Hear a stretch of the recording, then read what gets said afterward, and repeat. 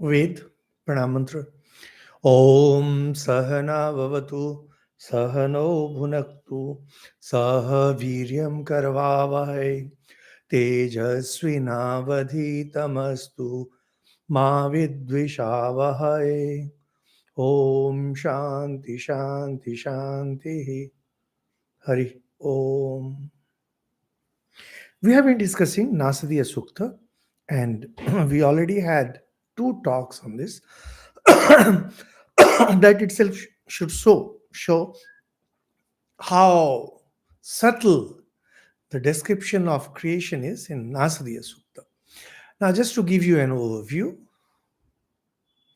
when you look at different philosophies and different religious outlook, as well as how science looks at it, you will see that creation is defined variously by various schools of thoughts.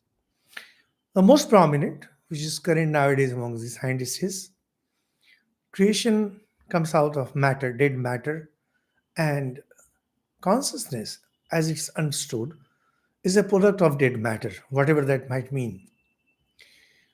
And as for the rest, we can oversimplify it in three systems.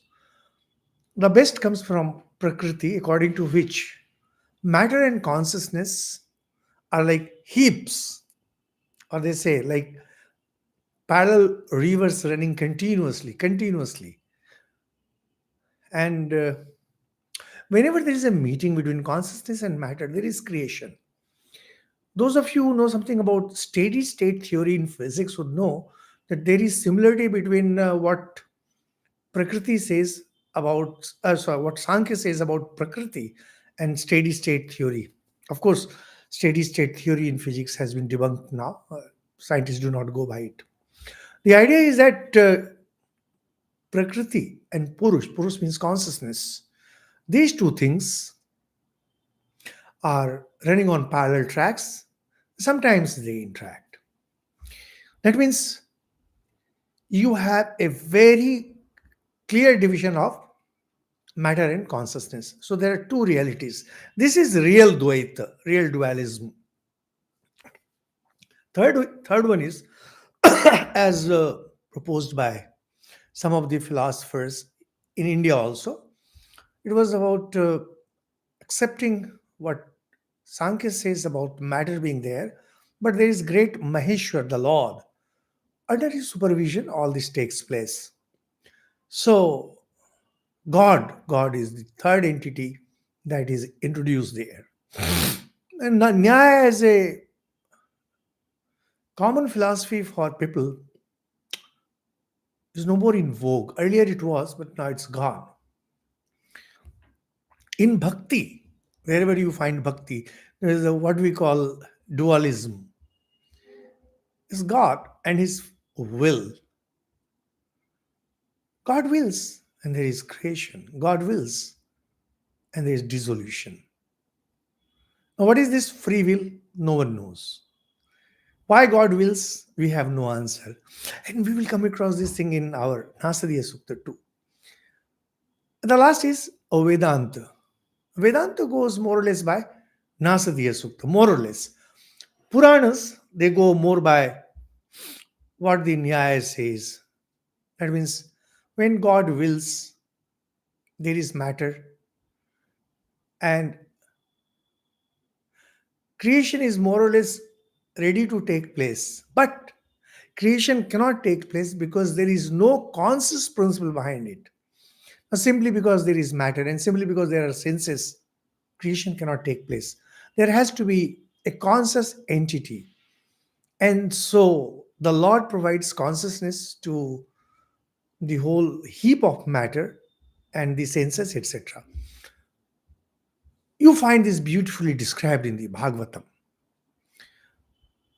Vedanta goes more or less by what Nasadiya Sukta says. What was there before creation? We have no idea. Absolutely no idea. But we know from the point that time, space, mind, etc. were created. It stands to reason, as we shall see. And Swamiji was a great advocate of Nasadiya Sukta. He said it's a beautiful hymn. Even poetically, it's a beautiful hymn, and as far as philosophy is concerned, it's just master. However, one very important thing that we will see in this hymn, in this sukta, and as we have described in the previous talk, these ideas do not come through thinking. If they had come through thinking, then you could have argued and you could have contradicted. But the hymn itself says that the sages saw it in their pure hearts. We will have an explanation of that, which means that the theories of creation that come in the Vedas or in any religious text, these theories are highly subjective. Highly subjective. So let's assume that you are one of the sages, and you go for meditation. And of course you are. If you are listening to our talks, your sanskaras have to be extremely good. And you go for meditation and you go really deep. And then suddenly it comes to your mind that, oh, creation must have taken place like this. And you won't be wrong. You'll be perfectly all right. And that's how we have different religious texts, and that's how we have different philosophies. So just what you need to keep in mind is that this knowledge about creation and the process of creation, blooming of creation, spread of creation, all this is highly subjective. And as mentioned earlier, even physics has no answer to it, and they can never have answer to it. So we go to our second mantra. Na mrityu asit amritam na tarhi na ratriya anna asita praketah anidavatam swadhaya tadekam tasmat ha anyat na para kinchanasa. This is Vedic Sanskrit, old Sanskrit. You may find it slightly difficult to pronounce, but thanks to our Momita madam, just let me check. I'm sure she will write it here on the chat. Na mrityurasid amritam na tarhi na ratriya anna asit praketa anidvatam swadhaya tadekam. Yes, it's there. You can look at the chat. Tasmat ha anyat na parah kinchanas. Death was not there, nor immortality. The night was neither separate from day. Is a free rendition by British scholars. That one thing unmoving breathed by its own nature. Apart from that, nothing did exist.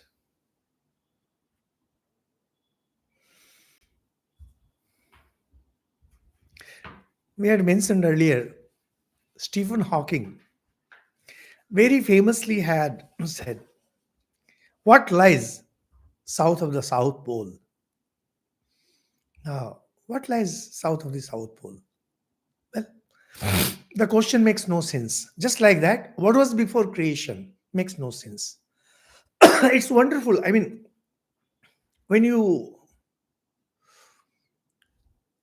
look at Nasadiya Sukta extremely objectively, you will see how beautiful it is, how logical, and how scientific, in a sense. What physics is trying to tell us, Nasadiya Sukta also tells the same. Just that Nasadiya Sukta goes one step beyond. So first of these is Na Mrityu Rasid. Okay, so let us assume that you are a sage and you had Nirvikalpa Samadhi and you had a very distinct and clear knowledge of the absolute, the pure consciousness, the undifferentiated consciousness, and you realize that that is the reality. And then from there you come back, and now you become a world guru. You become a world guru and you say that, well, the ultimate truth, the ultimate truth cannot be described. And we cannot say how all this became differentiated from the non or undifferentiated state. There's a problem when physics is trying to find out how all this came. At some point, they're getting stuck up. Same thing happens with the sages too. The moment you pierce this proverbial glass ceiling, that is the last barrier, that is mind. What you realize cannot be expressed in words, but creation has to be explained. So, how do you explain? You say, well, that's a state where there is no space, where there is no time, where there is no mind, there is no causation. It's all one solid mass. Now, why do we say one solid mass? Because as we saw in the first mantra, you cannot negate the existence of something. You may not be able to speak about it. Like whenever Lord Buddha was asked about all this, he would just say, how does it matter? And if somebody try to fix it, he would say, I never say that. Because no one can tell how one became many. No, no, no, no, you cannot. No one can say. And ultimately, you will say that many does not exist. A few days ago, I found some popular speaker. He was taking Advaita, how one becomes many. Advaita means one never becomes many. It's always one. One appears as many. If you say one appears as many, at least that comes quite near to Advaita. But one becoming many, no, that's not Advaita. That might be Bhakti, but that's not Advaita. Now, if a common person asks, what was that state? How do you explain? That's what these sages are trying to do. Or at least in this hymn, the sage is trying to do. He says, there was no night, there was no death or immortality. Na mrityu rasit amritam na. Neither there was death nor immortality. Death and immortality, these indicate duality. Now we are discussing of a state which was non-dual. So naturally, neither there was death nor immortality. Why this? Mrityu and amritam. Mrityu, because we see people dying all the time.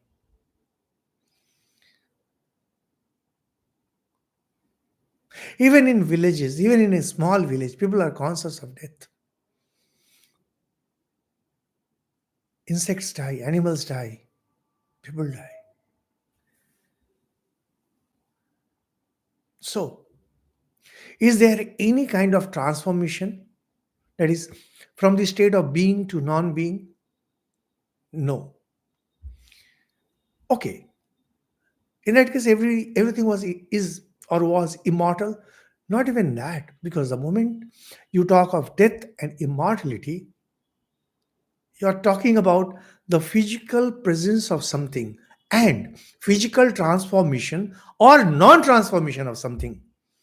I mean, all this is quite simple. It's not as complicated. Sometimes my friends say that it's all so complicated. No, it's not.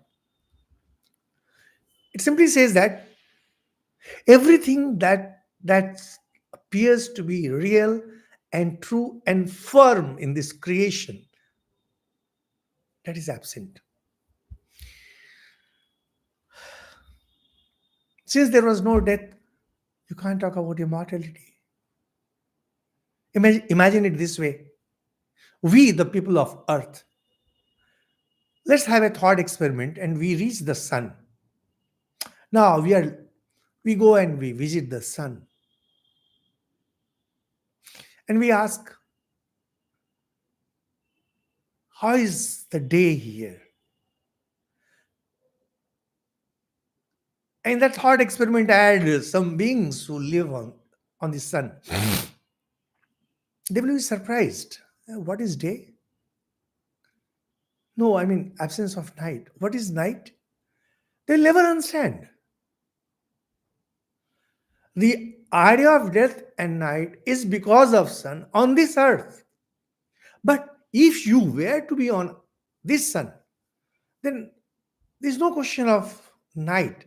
And since there is no question of night, there is no question of day. If there is no death, the question of immortality doesn't come. So when we talk about heaven where you will be immortal, I mean the ultimate heaven, or when you talk about Advaita where you will be immortal, it's a silly idea. There is no death. Naturally, there can be no immortality. Tari na ratriya anna asit praketah. And they could not be distinguished from the night. So you say it is something like the sun? No, no. It only shows that there is no passage of time. So there is no time. Earlier it was no space. Now it is no time. Actually, these are all related. And just see how way back, way back, during the earliest times of the Vedas, the concept of absolute time or absolute space, it was not there. The great scientist Newton, he talked about absolute space and absolute time. But we never had this idea of absolute space and absolute time. Thanks to Einstein, we now understand all this much better.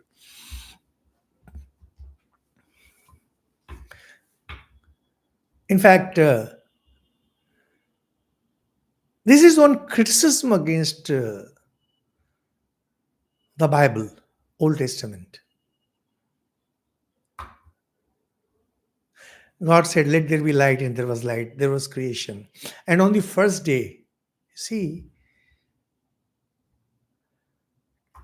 time was not there. Because the Bible describes how sun and moon were created later. If the sun and the moon were created later, how can you have day and night? Surprisingly, in earlier times, Christianity took all this as mythology, as stories to explain certain ideas. But as the time passed, church, church changed Christianity, and see, how, if a person is highly intelligent, even if a person is intelligent, he cannot match the understanding of a spiritual person simply because you are at a very high position. You are a bishop, you are a cardinal, you are a pope. That doesn't mean that you will be spiritual. The problem lies with us when we assume that the highest position held in a religious order by somebody makes him a spiritual person and gives him spiritual understanding. We may look at our Easter through you. So a Christian, a true Christian, a noble Christian will try to see Jesus through Pope. Perfectly all right. That doesn't mean that Pope has the same kind of spiritual wisdom that Jesus had, or the earliest of sages of the Bible had. So slowly it became a real thing. And today, if you talk to any Christian, they will say that no, this is all true, 100% true. Mr. Raja Ganguly, live ta Bangla hole bhalo hoy. This Bengali talks are already there. Huh? Please check in the playlist. Now, if you are listening to these things, you should be a little more sincere. Huh? Don't be casual about this learning. Just a sec. And this distinction between day and night, It is determined by Kala. We are not talking about sun and the moon because sun, moon, and rising of sun and moon, these all belong to Kala. Kala itself was not there. As we mentioned, time was not there. So, three conclusions: there was no space, there was no time, and there was no question of life or death. These are very important conclusions. So, then what was there? The supreme Lord, about whom nothing is known, he alone existed. How? Anidvatam, without breathing. Breathing is sign of prana. Prana comes in two forms. One is the energy that works inside us, and there is that which works outside. So the energy that you see in the universe, that's prana. And what moves within us, which makes us a living being, that's also prana. That's why the Sanskrit term is prani, anyone who breathes energy from the external source. Now, God is not a prani. God is not somebody who breathes. God is not like someone, a divine being who is sleeping and breathing, because we the human beings, whenever we think of a conscious being, we'll think that that conscious being is breathing. That's why in Puranas, whenever we find description of God, we find that when he breathed, this happened, and when he breathes, the wind blows, etc., etc. Because when you are trying to present the idea of a living God before the masses, you will naturally be comparing him with the human being. It's very obvious. If a frog is trying to describe God to its brother frogs, he will describe God as a very big frog living in a very big pond and doing all the antics that frogs commit. So it shows there was no energy, there was no prana, because it is in the nature of prana to move. Prana cannot be static, because if prana is static, it will create disease. Nowadays, there's a very popular form of healing known as pranic healing. According to them, when prana increases in certain part of your body, then you will have some diseases. I don't know how true it is. And sometimes they say prana is stuck at one point, etc., etc. Well, they have their own method of healing. The idea is prana is never static, never.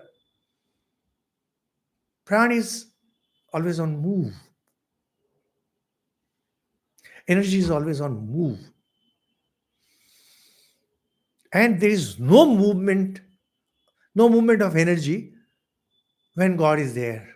That state, the formless state, which means there is no prana. So is it dead? No, it's not dead. Of course not. It's conscious. So there is no time, no space. Kali is not there. There is no death, no immortality, and very, very, very importantly, no prana, no energy. That means the independent existence of energy is denied. It has a very powerful impact on Indian philosophy,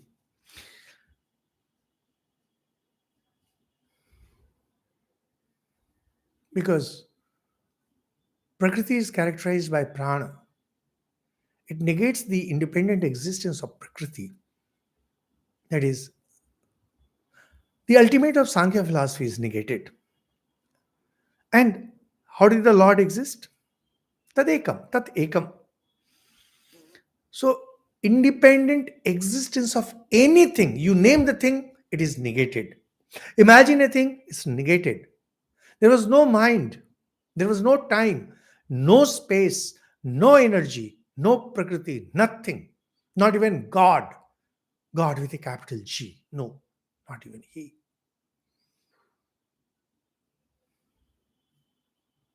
When it says ekam, it only means to say that don't confuse it with zero, as the Buddhists do. For the Buddhists, it's all zero.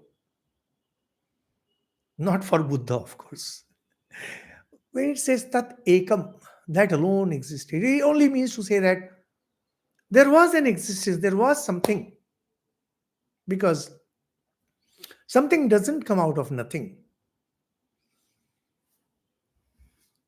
So, where was he staying or what was holding it? Swadhaya, its existence by itself. Swadhaya, its existence by itself. Who held God? He himself.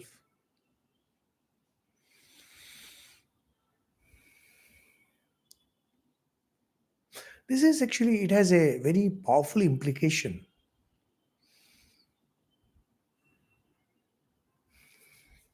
Holding your power to yourself is actually the most important thing in life.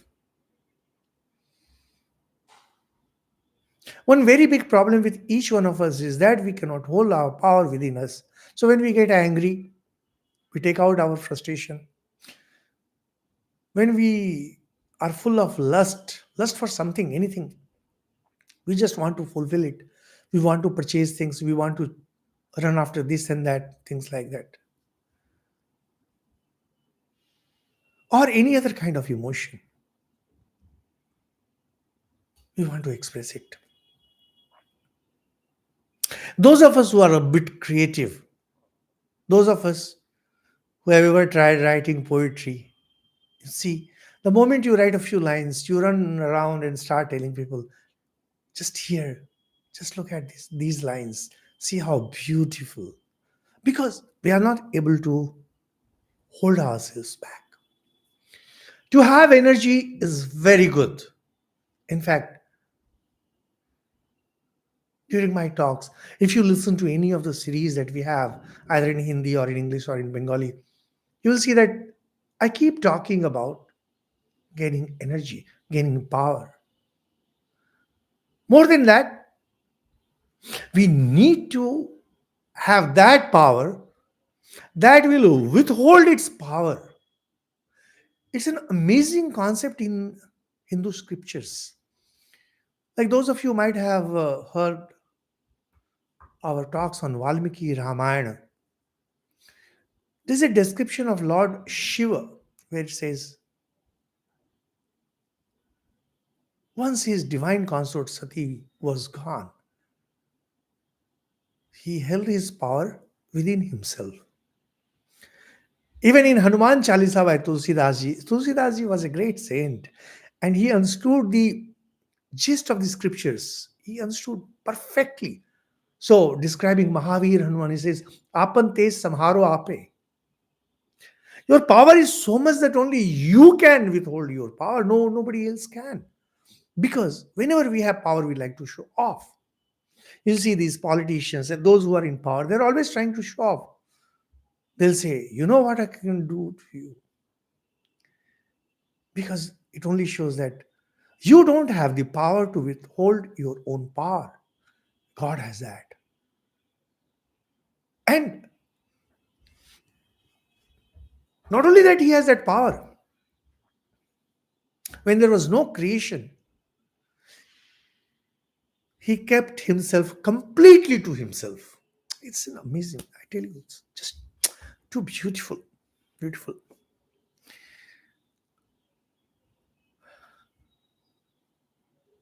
Sri Ramakrishna used to talk about a snake that is slithering and a snake that coils itself and sits on it, raising its hood.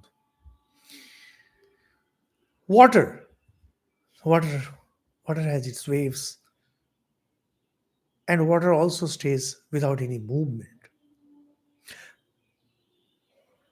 This ultimate reality, call it Brahman, call it Atman, call it by any name, it was not only withholding with ease all its power. The idea is there was nothing, absolutely nothing, through which you could know its existence or its acts. And outside that, tasmat anyat na para Kinchan Asa. Outside that, outside that existence, there was nothing, just asserting. Initially, it explains each of these possibilities, like space, time, etc., and then it very clearly says it alone existed. However, let's not confuse this with monotheism, God alone existed. What existed cannot be expressed in words. Our favorite example, whenever we have to explain this state of Advaita, this is the state of Advaita. Sri Ramakrishna once asked Swami Vivekananda, he was then Narendranath, that imagine there are 10 pots of water and there is a sun. How many sun would be there? The original and the reflected, 11. And then you keep on breaking the pots. How many remain? One pot remains, then there are two. And then you break the last one. Now, how many suns? Swamiji said, one. He said, no, you cannot say, because there is no one to say. That's why Advaita is not zero. Advaita is not even one. It is beyond zero, it's beyond one, it's beyond two. If you can understand it, if you can understand it, you will understand it. No one else can make you understand. Think of a state like, supposing there is a football game going on and two powerful teams are in the match. The match starts and you ask, what's the score? Someone will say 0-0. And the match gets abandoned. What's the score then? You cannot say 0-0. There was no match. How can there be any point? Initially, this was a very serious problem with Greek mathematicians. So they came up with a wonderful expression known as phi. Those of you who have studied mathematics in class 8, 9 would know there is a phi set, empty. It's all empty. So phi is different from 0. 0 means there was some existence and that existence has gone. Phi means you cannot talk about it. So Greeks gave us phi, Indians gave us 0 in mathematics. However, when it comes to philosophy, when it comes to scriptures, India gave Advaita, the phi.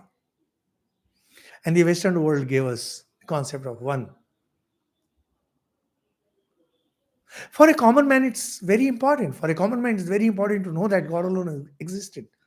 Now, what is extremely surprising, when I was young, and even in recent times, I have seen even villagers, ordinary farmers, talking about this state of Brahman where there is no one, no two, no zero. And I always feel extremely amazed that, see, how deep Indian spiritual culture is that it percolated to that level where people can, where even a farmer can say, Aham Brahmasmi. Of course, he doesn't make use of it, that's beyond him, but at least they know. So, what is before creation is a state of non duality. And this state of non duality can be experienced by anyone during Nirvikalpa Samadhi. That means the moment you come out of Nirvikalpa Samadhi, from that Samadhi, creation begins for you. So creation is a continuous process. Creation has to be a continuous process. As the obvious conclusion. So the idea about one-time creation and all those things, let those who will talk about those ideas, let them be happy with that. But we the followers of Vedanta, we the followers of the Vedas, we know what's the truth. We know what lies at the subtler level.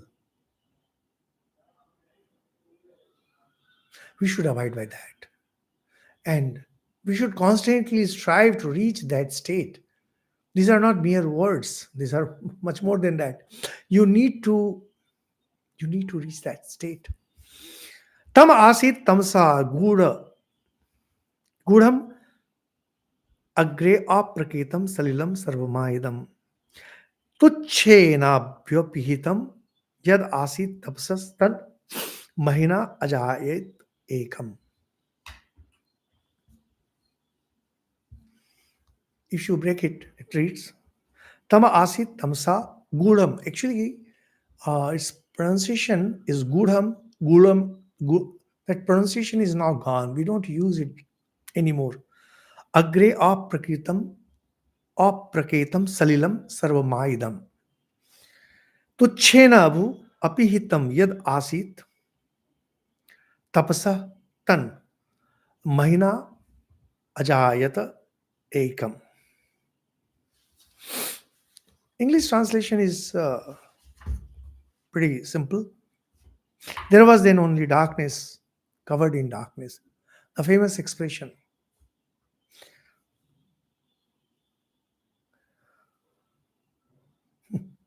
Tama asit tamsa gudam agre. Agre. In the beginning, tama, darkness covered darkness. Tama asit tamsa gudam agre. There was then only darkness, covered in darkness. Darkness covered in darkness. Swami Vivekananda loved this expression. He said, you cannot have a better expression of darkness. And to think that we in India, we experience monsoons. We experience northwesterners. However, the poets have not succeeded in reaching that level where you say darkness was covered by darkness. Undistinguished as one mass of water. It was as if there is a solid mass of water, the darkness. Then that which lay covered by nothing, but pure existence, was produced by the power of tapas, austerities. We'll explain each of these words.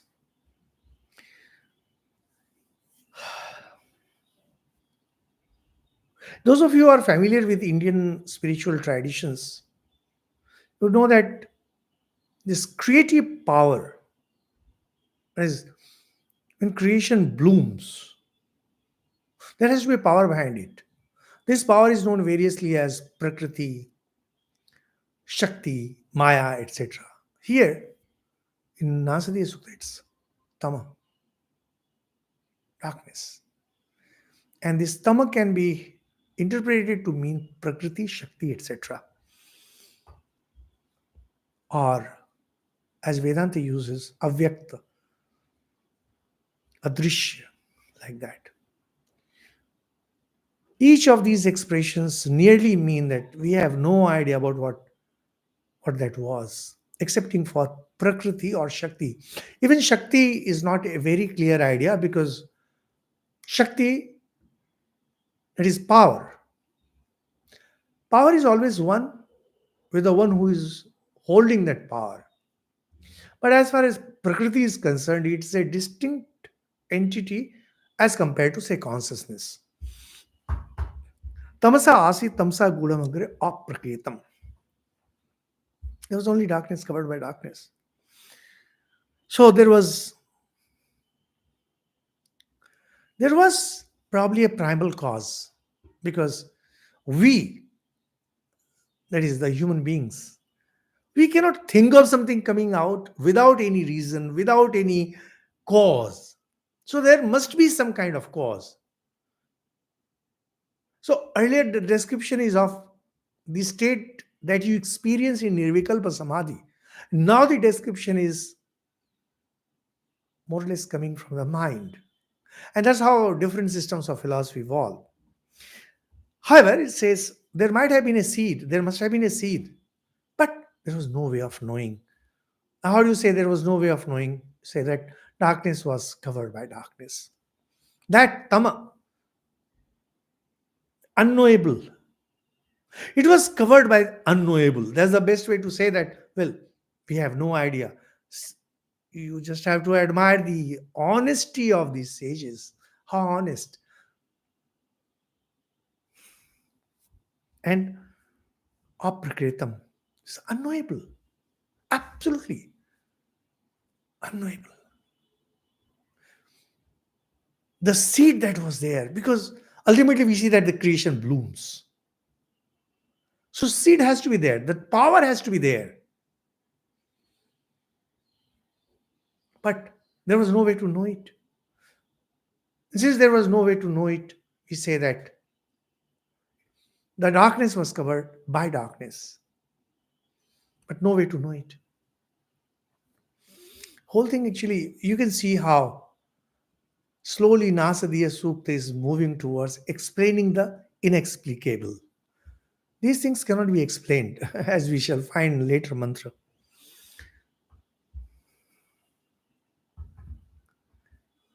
The intensity of darkness, the intensity of unknowability, that's massive, just massive. No one can pierce through that. No one, absolutely no one can pierce through it. So no one can ever say how the creation took place. Because we cannot speak of the existence of anything before creation. Coming back to that expression by Stephen Hawking, what lies south of the South Pole? It's like asking that. It's, if you have an answer, actually it's a contradiction. If you say that before creation there was God, actually it's contradiction. Because creation means birth of mind. And the moment you say that God was there, that means your mind was already there. And that's why there is a very famous saying by a philosopher: a God explained is no God. When you say that even before there was creation, there was God, you're explaining God. You're explaining the nature of God. You're explaining how He creates, etc., etc. Now that can be no God.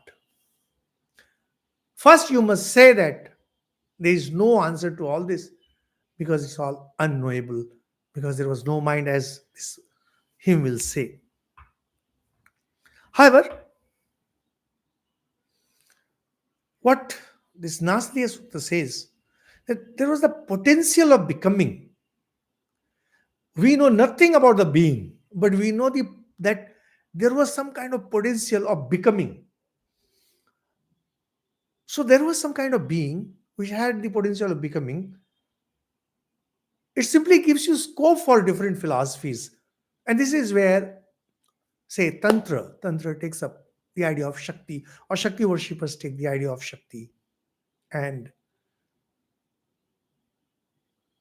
our Sankhya, they take up the scope for Prakriti. However, they continue with the idea of Prakriti and Purush, which is again reconciled in the 7th chapter of Gita, where it says that both consciousness and matter flows out from God. So you'll find that there are different schools of philosophies in India, and their origin actually lies at this point. So what it was like a mass of water. Why mass of water? Because the general description in the Vedas and taken up by the Puranas is that creation came out of water. And when the Puranas describe that in the beginning there was primal water, that means everything was covered by water. And when the Lord wanted to create, He appeared as if lying on those waters. Here, water means mass of matter actually. But matter not the way we understand, but in in its most primal cause.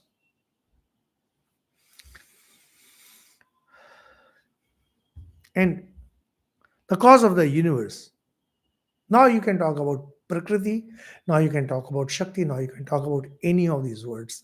So slowly we can see how the idea is blooming. Whole creation is about to bloom, kind of. However, this Prakriti was covered in Tuchena. Tuchena is emptiness, some kind of emptiness, because there is no creation. However, this Tuchena, it was covered by emptiness, but it itself, you cannot say if it was empty or full or whatever it was. The bottom line is, until the mind gets created, you will have to keep on talking on these lines.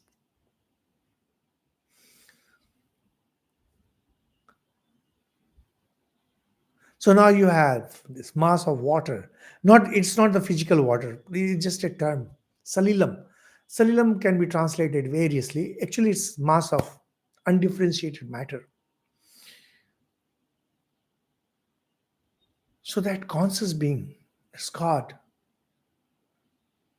He started doing tapas. Tapas means knowledge. Tapas means heat. Now, the general expression in Indian scriptures is that to achieve something, you have to do tapas, austerities. That means you have to focus your mind on one single objective.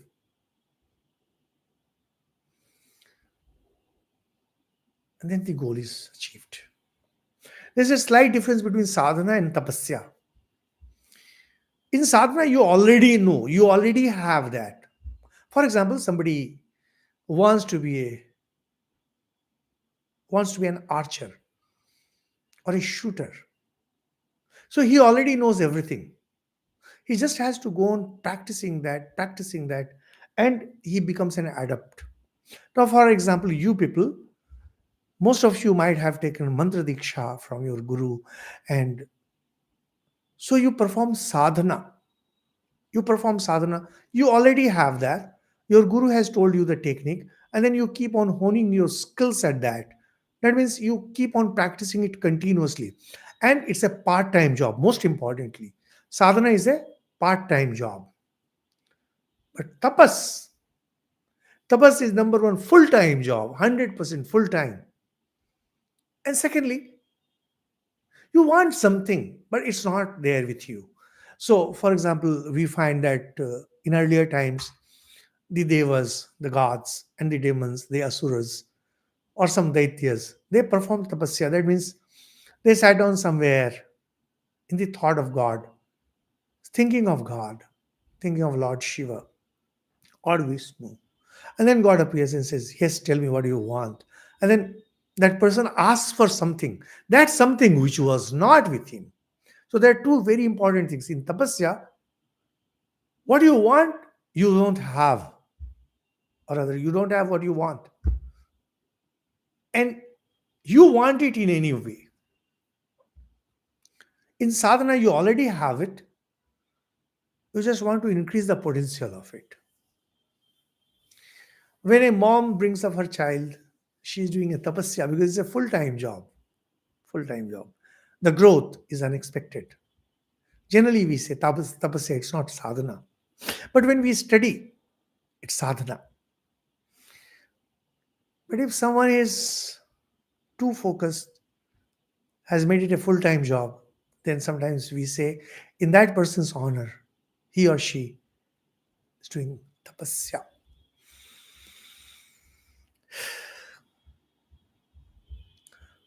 Tapasya can be knowledge, tapasya can be heat, tapas mean both the things. Then creation now has a beginning. Tadekam, that one earlier it was mentioned. But here it's Prakriti, which is the cause of the universe. It was unmanifest till now. It now appears as God's will or through God's will. So when When we say God's will, actually we mean to say that we have no answer. We also mean to say that it's carried out by Prakriti. God never carries out anything. God never does anything. He neither does good nor bad. So Prakriti comes out by the power of the will of God, or it is the will of God in whatever way you see. So God, which is not known, that means Nirguna Nirakar, the formless, beyond qualities, he now appears as Saguna Sakar.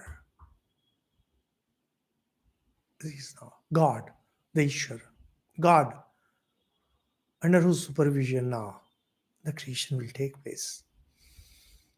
So from the formless, he now appears as one with form. And practically every religion, when every religion that talks about God, actually talks about this state of the divine. Although they might be talking about the formless God, and we don't believe in idol worship and all that, but actually they're talking about God with form. It's a very surprising thing. Although people talk about the formless God, indeed they are talking about God with form. The real formless God is described only in the Vedas, taken up by the Upanishads and spread throughout the Indian scriptures. It's only the Hindus who know about what it means to be formless. It's only the Hindus who know what is the true meaning of Advaita. Because formless will mean Advaita. And once Prakriti has come into existence, mind has come into existence, time has come into existence, space has come into existence, everything which was negated earlier is now there. And creation will now bloom. How? By the will of the Lord, by the desire of the Lord. Kama tadagre samvartat adhi. In the beginning, there was desire. So, as the Bible says, God willed, and there was creation. Let there be light, and there was light. This is mantra number 4. We'll take it up in the next talk. Thank you. Thank you so much for listening. Thank you.